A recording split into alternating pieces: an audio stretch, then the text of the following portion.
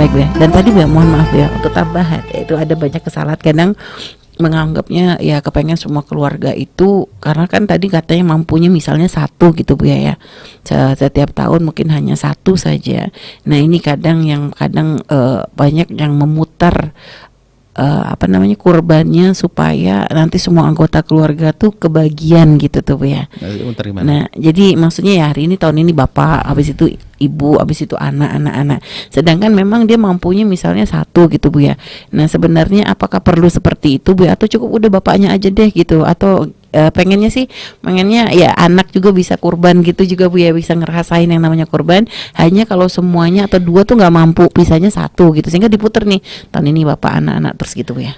Itu berangkat dari pemahaman bahwa korban itu seumur hidup sekali. Sehingga karena bapaknya sudah, nanti ganti anaknya, habis ini ganti ibunya. Sementara korban bukan seumur hidup sekali. Cuman kalau masalah bolehnya boleh. Mungkin ibunya duit, kemarin ayahnya nggak punya, ibunya nabung sendiri kan? Ya enggak, ini bapaknya misalnya itu sah. Jadi mungkin, jadi bisa aja, Bu ya, berkorban itu. Atau ayahnya ngasihkan, nak buat kawin korban sekarang.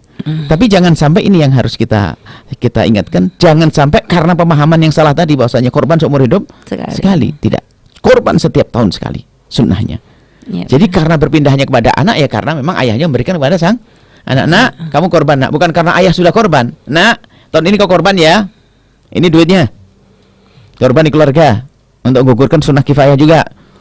Bukan langsung karena ayah sudah korban, oh jangan ngomong gitu, ayahku sudah korban, memang mau mati ayahnya.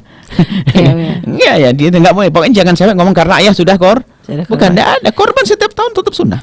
Dan kalau misalnya diniatkannya adalah untuk anak gitu Bu ya, apakah memang harus ada kayak niat khusus gitu Bu ya, atau udah orang tua yang berniat tapi diniatkan untuk anak? Korban itu adalah ibadah yang orang bisa mandiri dengan ibadahnya, nggak bisa. Kecuali anak kecil diniatkan, anak kecil yang belum bisa niat. Kalau kita dewasa ya sendiri, seperti zakat fitrah diri, nggak ada zakat fitrah diniatkan oleh orang lain. Iya Bu ya. Nggak ada, kecuali anak kecil diniatkan.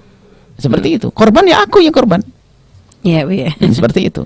Jadi kalau misalnya tadi anak kecil, jadi orang tua yang orang tua niatkan, karena anak kecil tidak ada. Tapi kalau sudah dewasa, tapi itu sebenarnya perlu nggak gitu tuh ya? Maksudnya ya ini kan anak kecil nih, masih belum bisa. Maksudnya anak kecil ini kan bukan kasusnya seperti zakat Bu ya. Kalau zakat itu kan, zakat fitrah itu kan wajib ya. Kalau ini kan sebenarnya sunnah.